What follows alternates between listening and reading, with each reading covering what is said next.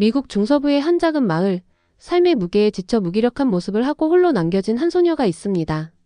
그런데 이상하게도 한국이라는 단어만 들어도 기겁을 하는데요. 소녀가 가지고 있는 비밀이 무엇일까요? 왜 소녀는 한국을 싫어하는 걸까요? 오늘의 이야기 시작하겠습니다. 안녕하세요, 여러분. 제가 조지와 마가렛의 집에 도착했던 그날이 아직도 생생해요. 16살이었던 저는 작은 여행 가방 하나와 아픔으로 가득 찬 마음을 안고 그들의 현관 앞에 서 있었어요. 부모님은 영원히 떠나버렸죠. 사업 실패 후에 스스로 목숨을 끊으셨어요.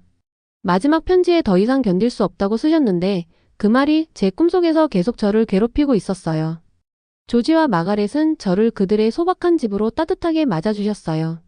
정말 다른 사람을 돕는 걸 좋아하는 친절한 분들이었죠. 집안은 갓 구운 빵 냄새와 오래된 책 냄새로 가득 차 있었어요. 마가렛은 제 새 방을 보여주셨는데 연한 파란색 벽과 큰 참나무가 보이는 창문이 있는 방이었어요.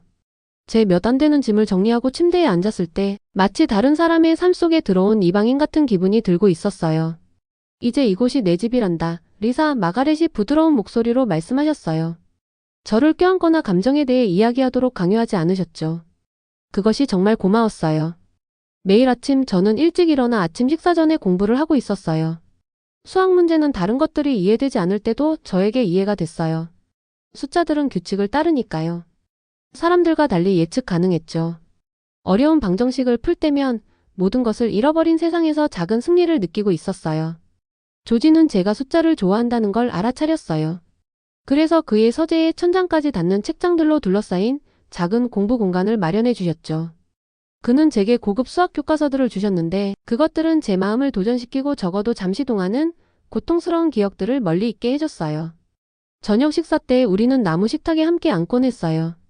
마가렛은 맛있는 음식을 만드셨죠. 겨울에는 따뜻한 수프와 갓 구운 빵, 여름에는 알록달록한 샐러드요.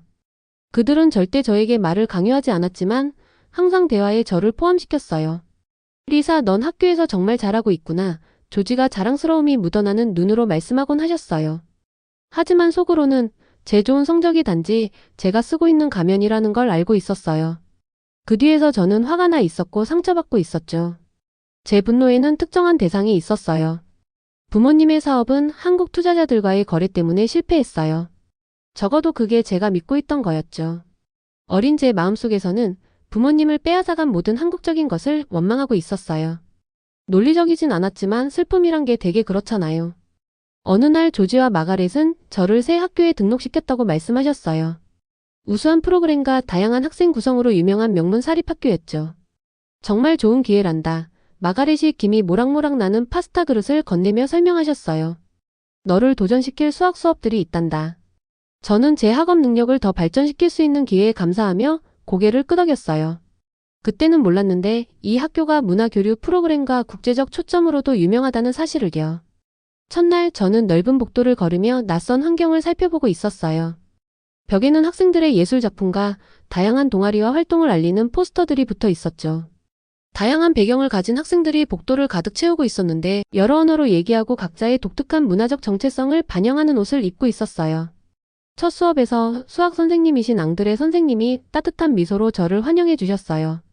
키가 크고 소금과 후추 같은 머리카락에 친절한 눈빛으로 제 속을 꿰뚫어보는 것 같았죠.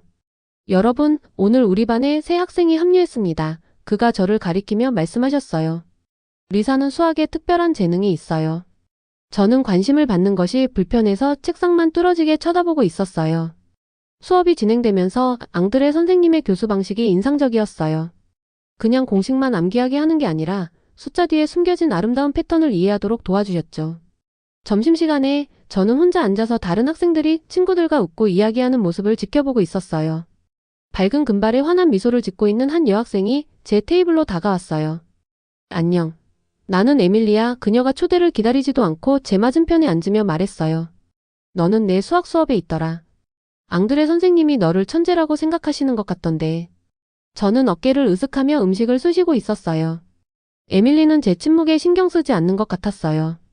그녀는 학교, 선생님들, 그리고 다가오는 문화교류 프로그램에 대해 계속 이야기했죠. 모든 학생이 참여해야 해. 그녀가 설명했어요. 우리는 다른 문화에 대해 연구하고 발표를 만들어. 사실 꽤 재미있어. 제 마음이 꽉 조여왔어요. 특히 한국과 관련된 것이라면 문화교류에 전혀 관심이 없었거든요. 다음날 앙드레 선생님이 우리의 첫 주요 프로젝트를 발표하셨어요. 여러분은 각자 선택한 문화에 대해 연구하고 그 전통, 역사, 세계에 대한 기여에 관한 발표를 준비할 겁니다. 학생들이 열심히 자신의 선호도를 외치는 동안 앙드레 선생님이 제 책상으로 걸어오셨어요. 리사, 그가 조용히 말씀하셨어요. 한국 문화를 연구해 보는 게 어떨까 생각해 봤어. 제 피가 차갑게 식었어요. 어떻게 아셨을까요? 조지와 마가렛이 선생님에게 제 부모님에 대해 말했을까요? 내게 좋은 도전이 될 거야, 그가 계속하셨어요. 그의 눈은 친절하지만 단호했어요.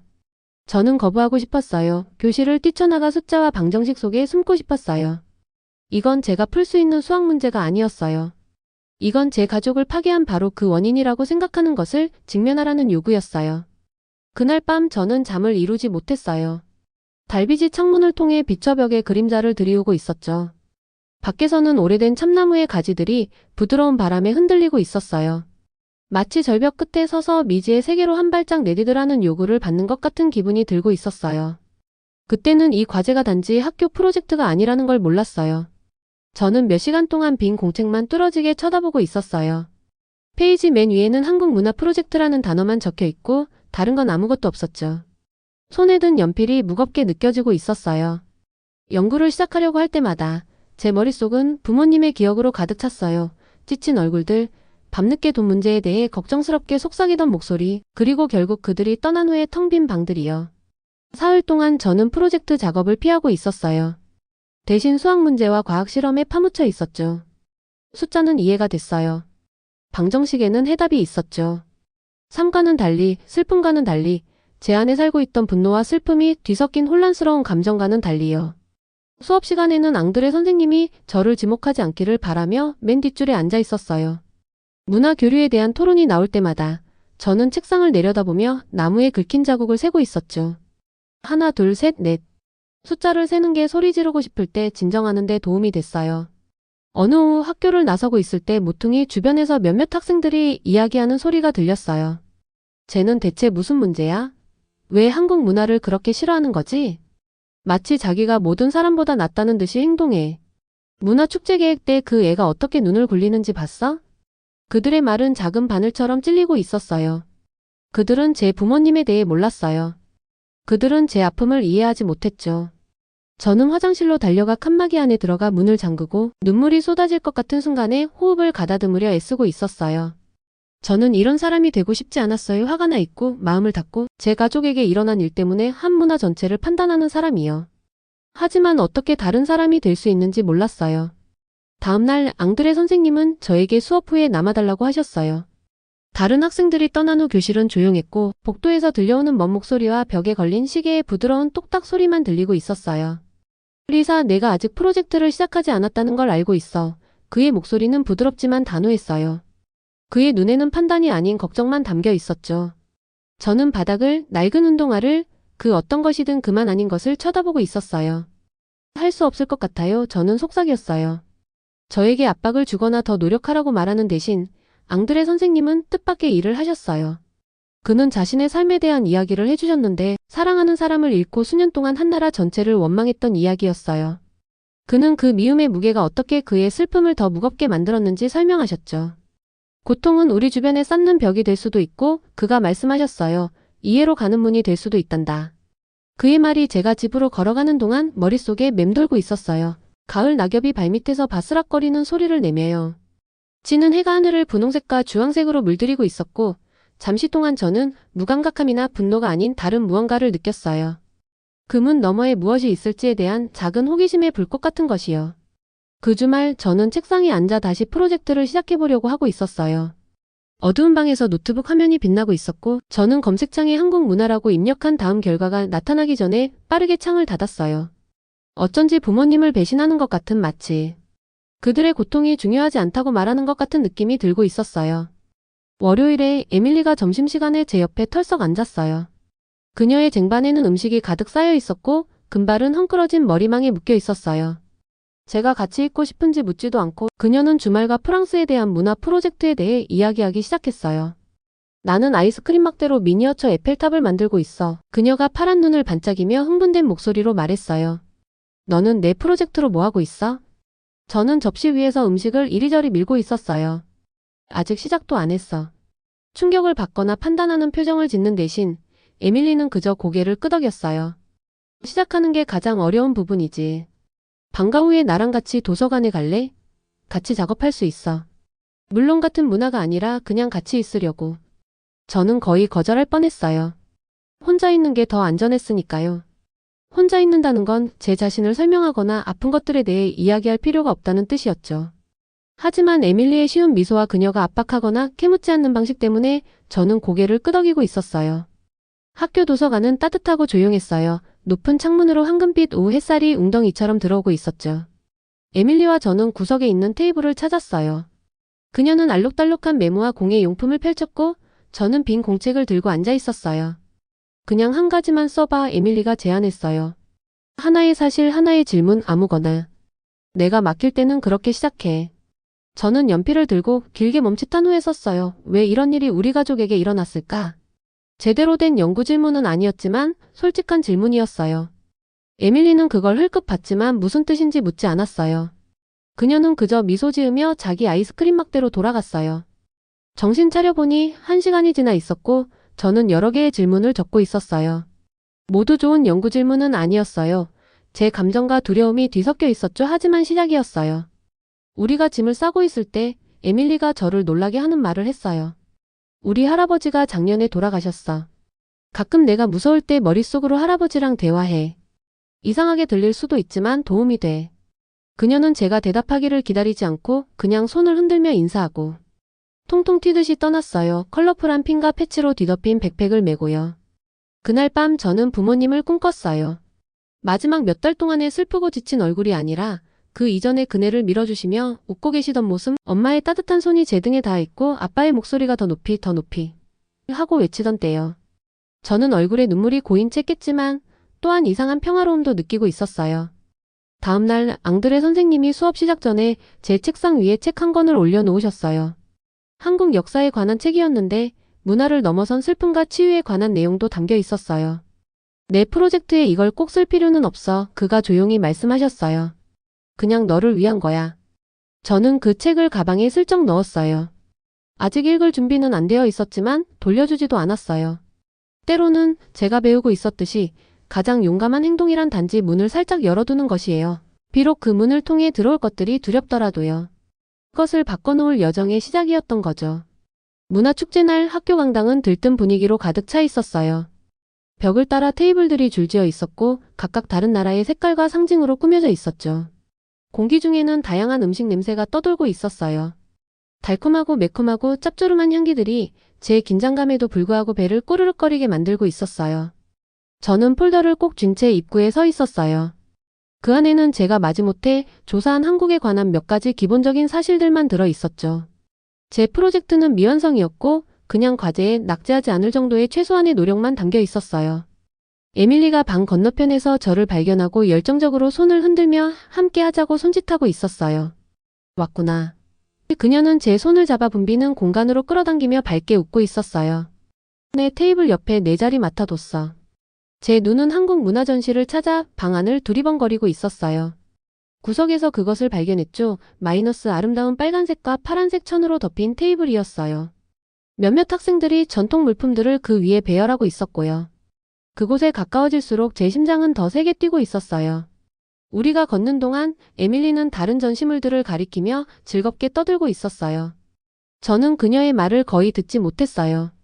제 초점은 그 구석 테이블에 고정되어 있었고 한 걸음 한 걸음 내디딜 때마다 그곳이 더 멀어지는 것 같으면서도 더 위협적으로 느껴지고 있었어요. 군중의 소음은 사라지고 대신 귓가에 윙윙 소리만 들리고 있었어요. 정신 차려 보니 우리는 한국 전시대 앞에 서 있었어요. 저와 비슷한 나이의 여학생이 미소 지으며 작은 접시에 담긴 떡을 내밀고 있었어요. 그 달콤한 냄새는 오래전 무언가를 떠올리게 했어요. 기억 속에서 닿기 어려운 어떤 기억이요. 모든 것이 무너지기 전에 엄마가 비슷한 것을 한번 만들어 주셨었나요? 떡 드실래요? 그 여학생이 접시를 저에게 내밀며 물었어요. 저는 거의 거절할 뻔했어요. 거의 돌아서서 걸어갈 뻔했고 거의 제 분노가 선택하게 할 뻔했죠. 하지만 에밀리가 지켜보고 있었고 방 건너편에서는 앙드레 선생님도 보고 계셨어요. 그리고 제 안에 무언가는 지쳐 있었어요. 미움이라는 무거운 짐을 지고 다니는 것에 지쳐 있었죠. 떨리는 손으로 저는 떡 하나를 집었어요. 달콤하고 쫄깃한 식감이 저를 놀라게 했어요. 정말 맛있었어요. 이렇게 작은 것 그냥 한 입의 음식이었지만 제가 스스로 그어놓은 보이지 않는 선을 넘어서는 것 같은 느낌이었어요. 세상은 끝나지 않았고 천장은 무너지지 않았어요. 이 작은 열린 마음의 행동으로 부모님의 기억을 배신한 것도 아니었죠. 맛있네요. 저는 스스로도 놀라며 속삭였어요. 한국 학생 나중에 알게 된 그녀의 이름은 진이었어요. 은 더 환하게 웃었어요. 그녀는 한국 축제에서 떡이 갖는 의미에 대해 설명하기 시작했고 저는 처음으로 정말로 귀 기울여 듣고 있었어요. 음식 옆에는 전통 의상, 악기, 예술 작품들이 전시되어 있었어요.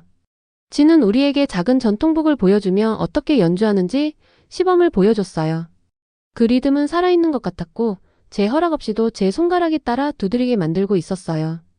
우리가 축제장을 돌아다니는 동안 저는 계속 한국 테이블을 힐끗거리며 바라보고 있었어요. 제 안에서 무언가가 바뀌고 있었어요. 용서도 아니고 받아들임도 아니지만 아마도 제가 쌓아올린 벽에 작은 균열이 생긴 것 같았어요.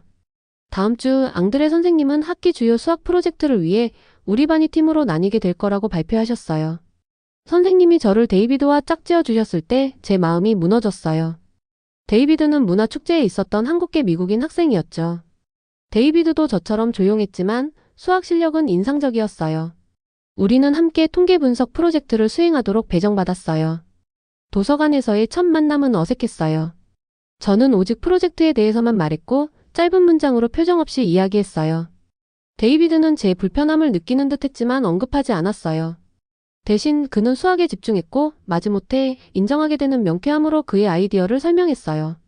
이런 식으로 데이터를 분석할 수 있을 것 같아 그가 완벽하게 이해되는 도표를 그리며 말했어요. 그의 접근 방식은 제 것과 달랐어요. 더 창의적이고 덜 직선적이었죠. 저는 그의 방법이 더 잘 작동할 거라는 걸 알고 고개를 끄덕이고 있었어요. 이후 몇 주 동안 데이비드와 저는 일상적인 패턴을 발전시켰어요. 우리는 일주일에 3번 방과 후에 만나서 조용한 도서관에서 나란히 작업하고 있었어요. 서서히 숫자와 방정식을 통해 우리는 소통의 연약한 다리를 건설했어요. 저는 그가 퍼즐을 좋아하고 줄이 있는 종이보다 모는 종이를 선호하며 항상 가방에 민트 껌을 가지고 다닌다는 것을 알게 됐어요.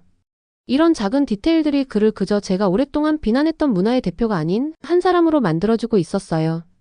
어느 후 우리가 계산 작업을 하고 있을 때 데이비드가 고민에 빠진 모습을 발견했어요. 우리 할아버지가 아프셔 제가 마지못해 무슨 일이냐고 물었을 때 그가 설명했어요. 한국에 사시는데 우리는 매우 가까워. 처음으로 저는 그의 눈에서 제 것과 닮은 고통을 보았어요. 상실, 두려움, 사랑 이런 감정들은 어떤 특정 문화에만 있는 게 아니었어요. 그것들은 인간적인 것이었죠. 그가 할아버지에 대해 말할 때 전쟁에서 살아남고 아무것도 없는 상태에서 사업을 일구고 놀라운 이야기들을 들려주던 분에 대해 저는 우리 가족 이야기와의 유사점을 보지 않을 수 없었어요. 우리의 수학 프로젝트는 잘 진행되고 있었어요. 데이비드의 접근 방식과 제 정확성이 결합되어 우리 작업이 돋보이게 되었죠. 앙드레 선생님은 우리가 초기 결과를 보여드렸을 때 승인하며 고개를 끄덕이셨어요. 너희 둘은 훌륭한 팀이구나. 선생님이 이해가 담긴 눈으로 저를 바라보며 말씀하셨어요. 그는 이 협력관계가 제게 무엇을 의미하는지 알고 계셨어요.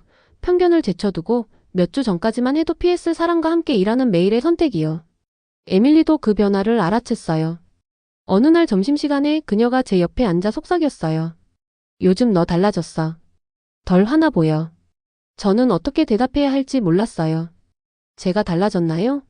고통은 여전히 남아있었고 기억은 여전히 아프게 했어요. 하지만 그것들과 함께 다른 무언가가 자라고 있었어요. 아마도 호기심이었을까요? 또는 단순히 세상이 제가 슬픔 속에서 만들어낸 흑백 버전보다 더 복잡하다는 인식이었을지도 몰라요. 큰 수학대회가 예상보다 빨리 다가왔어요. 데이비드와 저는 분석을 검토하고 발표를 연습하며 철저히 준비했어요. 우리 차례를 기다리는 동안 제 손이 떨리지 않는다는 것을 알아챘어요. 불안 대신 우리 작업에 대한 우리가 함께 만든 것에 대한 차분한 자신감을 느끼고 있었어요. 발표하라는 호출을 받았을 때 데이비드와 저는 한 팀으로 방 앞으로 걸어갔어요. 심사위원들은 우리가 통계 분석을 설명하는 동안 관심 있게 지켜보고 있었어요. 어려운 질문이 나왔을 때 데이비드는 저를 바라보며 기다렸어요. 저는 앞으로 나서서 명확하게 대답했고 그의 앞선 설명을 바탕으로 보충했어요. 우리는 몇 주가 아닌 몇 년 동안 연습한 듯한 무용수처럼 함께 움직이고 있었어요. 우리는 1등을 했어요. 심사위원들이 우리 이름을 발표했을 때 데이비드는 환한 미소로 저를 향해 돌아서서 하이파이브를 위해 손을 들었어요. 생각할 것도 없이 저는 제 손바닥을 그의 손에 마주쳤어요. 함께 승리한 그 순간 저는 중요한 무언가를 깨달았어요. 데이비드와 함께 일하는 것은 부모님의 기억을 배신한 게 아니었어요. 오히려 이렇게 성공하는 것, 협력을 통해 가치 있는 것을 만들어내는 것, 이 미움보다 훨씬 더 그들을 기리는 방법이었어요. 그날 밤 처음으로 저는 앙드레 선생님이 주신 책을 펼쳐 읽기 시작했어요. 한국문화센터는 조용한 거리에 자리 잡고 있었어요. 현대적인 건물이었는데 커다란 창문들과 한국 전통 건축에서 영감을 받은 곡선형 지붕이 특징이었죠. 앙드레 선생님이 우리 반 봉사활동 과제로 그곳에서 자원봉사를 하자고 제안하셨을 때 익숙한 불편함이 제 뱃속에서 느껴지기 시작했어요. 하지만 데이비드와 함께 작업하고 수학대회에서 우승한 후 저는 조심스럽게 작은 발걸음을 계속 내딛기로 결심한 상태였어요. 토요일 아침 저는 에밀리와 함께 도착했어요.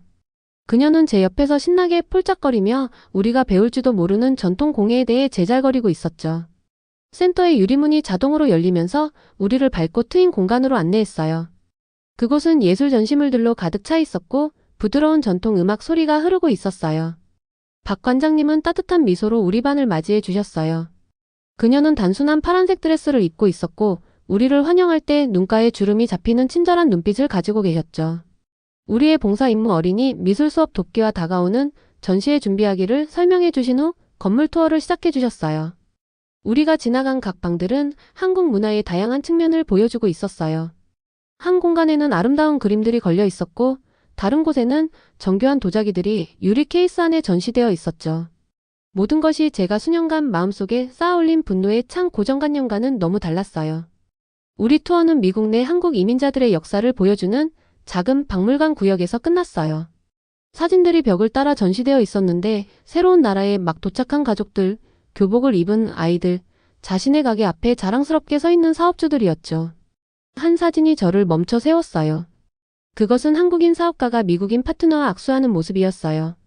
두 사람 모두 새로 개업한 가게 앞에서 미소 짓고 있었죠. 사진 설명에는 그들이 언어 장벽과 문화적 차이에도 불구하고 성공적인 파트너십을 구축했다고 적혀 있었어요. 갑자기 제 마음속에 아버지의 목소리가 떠올랐어요. 스트레스 받고 화가 나고 패배한 목소리였죠. 그들이 우리를 속였어. 아버지가 말씀하셨죠. 그 한국인 투자자들이 모든 걸 가져갔어. 그 기억이 마치 몸을 실제로 때리는 것처럼 저를 강타했어요. 숨이 목에 걸리는 것 같았고 방이 제 주위로 빙글빙글 돌고 있는 것 같았어요. 저는 출구를 향해 비틀거리며 나아갔어요. 신선한 공기가 필요했죠. 칸막이 뒤에서 작은 중정을 찾았는데 작은 연못 옆에 벤치가 있었어요. 앉아서 눈물이 쏟아질 것 같은 순간에 호흡을 가다듬으려 노력하고 있었어요. 평화로운 정원이 제 눈앞에서 흐릿하게 보이고 있었어요. 부드러운 목소리가 제 옆에서 들려왔어요. 때로는 우리가 도망치려고 해도 과거가 우리를 따라오기도 한단다. 한 나이 드신 한국 여성이 가까이에 서 계셨어요. 식물에 물을 줄 물뿌리개를 들고 계셨죠. 그분의 얼굴에는 주름이 가득했는데 각각의 주름이 오랜 삶의 이야기를 담고 있는 것 같았어요.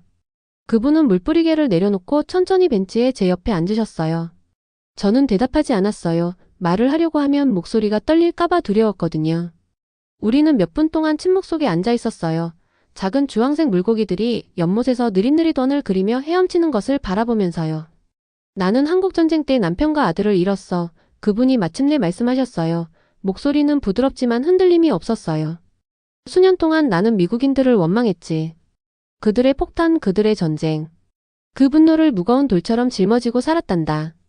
저는 그분을 바라보려고 고개를 돌렸어요.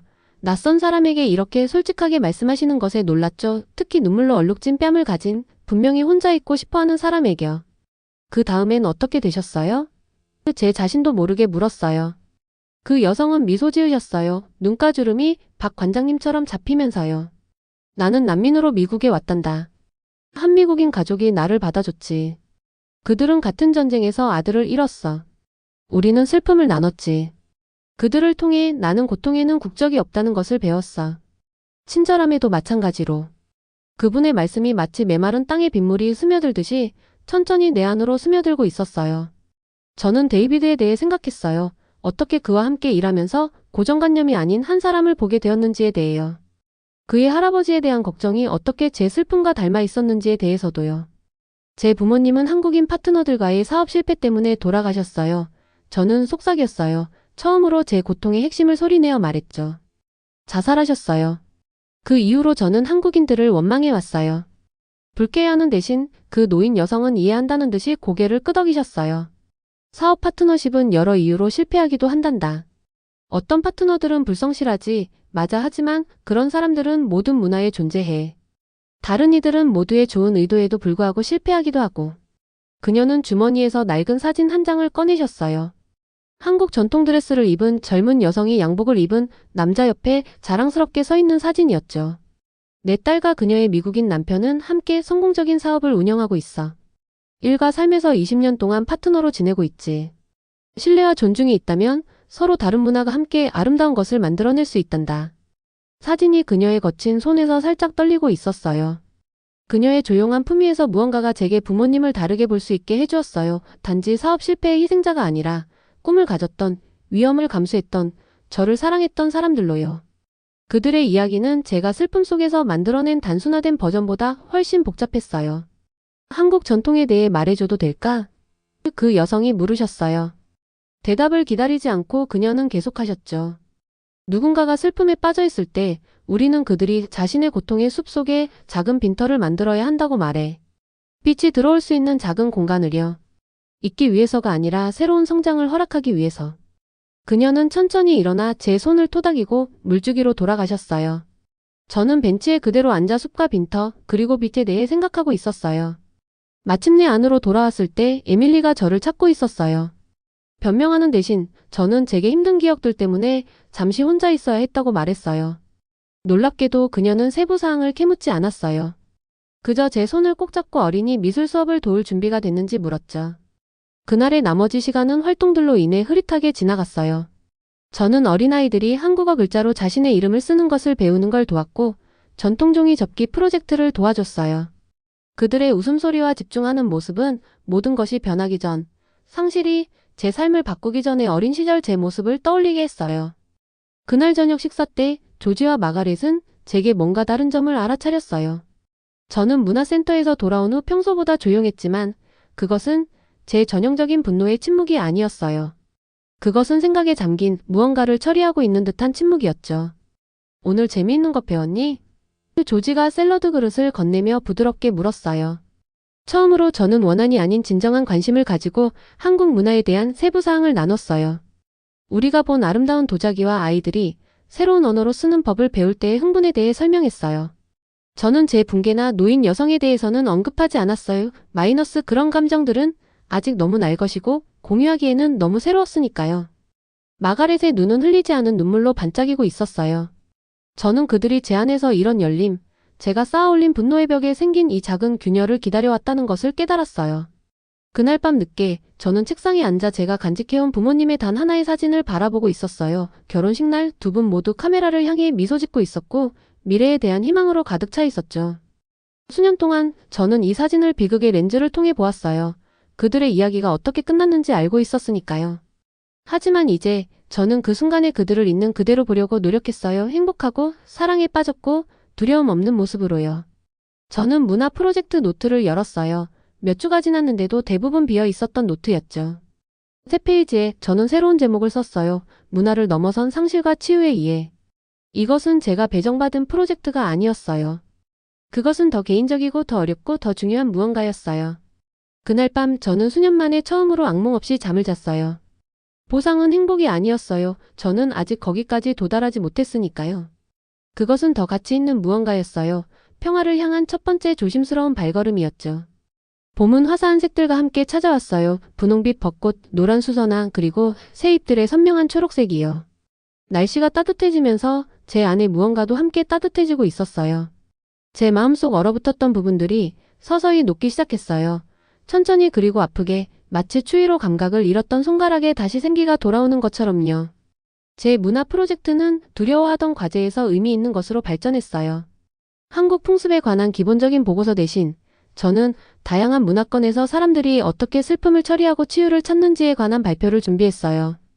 앙드레 선생님은 알고 계셨다는 듯한 미소를 지으시며 제 주제 변경을 승인해 주셨어요. 연구는 저를 예상치 못한 곳으로 이끌었어요. 저는 데이비드에게 한국의 추모 전통에 대해 인터뷰했어요. 문화센터의 박 관장님과는 한이라는 개념에 대해 이야기를 나눴죠. 영어로는 완전히 번역할 수 없는 깊고 집단적인 슬픔과 희망의 감정을 나타내는 한국어 단어였어요. 심지어 부모님의 옛 사업 파트너였던 존슨 씨에게 전화해서 한국인 투자자들과 실제로 무슨 일이 있었는지 물어보기도 했어요. 그 대화가 가장 힘들었어요. 존슨 씨는 이 모든 세월이 지난 후 제 연락을 받고 놀란 것 같았어요. 그는 사업 실패가 사실 누구의 잘못도 아니었다고 설명하며 목소리가 무거워졌어요. 경제 침체가 모두에게 영향을 미쳤고 회사를 살리는 방법에 대한 의견 차이는 있었지만 모든 파트너들이 돈을 잃었다고 했어요. 부모님은 사업을 유지하려고 너무 많은 빚을 지셨고 한국인 파트너들은 사실 사업이 문을 닫은 후에도 개인적으로 도움을 제안했지만 부모님은 너무 자존심이 강해서 그걸 받아들이지 않으셨대요. 이 새로운 정보가 제 아픔을 지우지는 않았지만 부모님의 이야기를 이해하는 근본적인 무언가를 바꿔놓았어요. 그들은 속임수의 피해자가 아니었어요. 그들은 어려운 상황에 처해 비극적인 선택을 한 사람들이었죠. 제가 구축했던 이야기 우리 대 그들, 선대학는 이 더 복잡한 진실 앞에서 무너져 내렸어요. 발표 준비는 부모님을 기리면서도 저를 오랫동안 정의해왔던 분노로부터 자유롭게 해주는 방법이 되었어요. 제가 배운 각각의 사실, 제가 들은 각각의 이야기는 마치 제 자신 주위에 쌓아올린 벽에서 벽돌 하나를 제거하는 것 같았어요. 발표 날은 따뜻한 5월의 오후에 찾아왔어요. 교실 창문이 열려 있어 부드러운 바람과 새들이 지저귀는 소리가 들어오고 있었어요. 반 친구들이 다양한 문화에 대한 프로젝트를 발표하는 동안 저는 긴장하며 마지막으로 메모를 한 번 더 검토하고 있었어요. 앙드레 선생님이 제 이름을 부르셨을 때 저는 흔들림 없는 발걸음으로 교실 앞으로 걸어갔어요. 반 친구들을 바라보며 격려하는 미소를 짓고 있는 에밀리, 조용히 집중하고 있는 데이비드, 그리고 이제는 단순한 군중 속 얼굴이 아닌 다른 모든 사람들. 저는 깊게 숨을 들이쉬고 시작했어요. 저는 문화를 초월한 슬픔에 대해, 상실의 경험이 얼마나 보편적인지, 그리고 사람들이 그것을 얼마나 다르게 처리하는지에 대해 이야기했어요. 조상을 기리면서도 살아있는 사람들이 계속 나아갈 수 있는 공간을 만드는 한국의 전통에 대해 배운 것을 나눴어요. 부모님을 직접 언급하지 않으면서도 슬픔이 비난으로 변할 때 어떻게 독이 될 수 있는지, 그리고 치유는 종종 우리가 스스로에게 말하는 이야기를 놓아주는 것을 필요로 한다고 말했어요. 말을 하면서 저는 한마디 한마디마다 더 가벼워지는 느낌이 들었어요. 마치 너무 오랫동안 짊어졌던 무거운 배낭을 내려놓는 것처럼요. 교실은 제 목소리와 가끔 밖에서 들려오는 나뭇잎 바스락거리는 소리를 제외하고는 완전히 조용했어요. 발표를 마쳤을 때 박수가 시작되기 전에 잠시 고요한 순간이 있었어요. 흐릿한 시야를 통해 저는 앙드레 선생님이 자랑스럽게 고개를 끄덕이시는 것을 봤어요. 방과 후 조지와 마가렛은 그들의 오래된 파란색 차 안에서 저를 기다리고 있었어요. 그들은 저를 주립대학의 대학 정보 세션에 데려가기 위해 오후 근무를 쉬었대요. 운전하는 동안 저는 제 발표와 그것으로 이어진 연구에 대해 이야기했어요. 심리학을 공부하고 싶어요. 제 목소리에 담긴 확신에 스스로도 놀라며 말했어요. 사람들이 어려운 경험으로부터 어떻게 치유되는지 이해하고 싶어요. 마가렛은 앞좌석에서 뒤로 손을 뻗어 제 손을 꼭 잡았어요. 그녀의 눈은 반짝이고 있었죠. 조지는 룸미러로 저를 바라보며 말보다 더 많은 것을 전하는 미소를 지었어요. 대학 캠퍼스는 넓고 아름다웠어요. 역사적인 건물들과 현대적인 시설들이 있었죠. 심리학과를 둘러보면서 저는 미래에 대한 설렘이 커지는 것을 느꼈어요. 부모님이 돌아가신 이후로 경험하지 못했던 감정이었어요. 처음으로 저는 뒤가 아닌 앞을 바라보고 있었어요. 캠퍼스 서점에서 한 전시가 제 눈길을 끌었어요. 해외 유학에 관한 책들이었어요. 그중 하나는 한국 서울의 프로그램을 다루고 있었죠. 몇 달 전만 해도 이런 것은 상상할 수도 없었을 거예요. 하지만 지금 저는 그 브로셔를 들어 제 배낭에 넣었어요. 약속은 아니었지만 하나의 가능성이었죠. 그날 밤 제 방에서 저는 책상 위에 몇 장의 사진을 정리했어요. 결혼식 날의 제 친부모님, 과학 박람회에서의 조지와 마가렛, 문화센터에서의 에밀리와 저, 앙드레 선생님이요. 그 옆에 저는 해외 유학 브로셔를 놓았어요. 여전히 망설이고 있지만 더 이상 두려워하지는 않았어요. 저는 봄 공기를 들이기 위해 창문을 열었어요. 밖에 오래된 참나무에는 새잎이 돋아 있었고 어두워지는 하늘을 배경으로 밝은 초록색을 띠고 있었죠. 거리 아래에서 어디선가 아이들이 웃는 소리, 누군가 저녁을 굽는 냄새, 계속되는 삶의 평범하고 아름다운 소리가 들려오고 있었어요. 책상에 앉아 저는 일기를 쓰기 시작했어요. 마이너스 과거가 아니라 미래에 관해서요. 대학 지원과 심리학 프로그램, 그리고 어쩌면 언젠가 한국 여행에 대해서요. 단어들이 쉽게 흘러나왔어요. 분노와 후회가 아닌 계획과 가능성으로 가득 차서요. 저는 더 이상 조지와 마가렛의 현관 앞에 부서진 채로 도착했던 그 소녀가 아니었어요. 그 소녀는 여전히 제 일부였고 항상 그럴 거예요. 하지만 이제 그녀는 단지 아직 쓰여지고 있는 더 긴 이야기의 한 장일 뿐이었어요. 고통은 사라지지 않았어요. 그것은 다른 무언가로 변화했어요. 이해, 연민, 그리고 제가 가지고 있었는지 몰랐던 조용한 강인함으로요. 어두워지는 하늘의 별들이 하나둘씩 나타나면서 저는 치유가 있는 것을 의미하지 않는다는 걸 깨달았어요.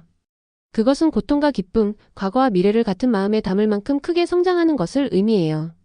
그리고 어찌된 일인지 모든 어려움에도 불구하고 제 마음은 바로 그렇게 하기 위해 성장했던 거예요. 오늘의 영상은 여기까지입니다. 오늘의 사연 재미있게 보셨다면 구독과 좋아요 꼭 부탁드릴게요.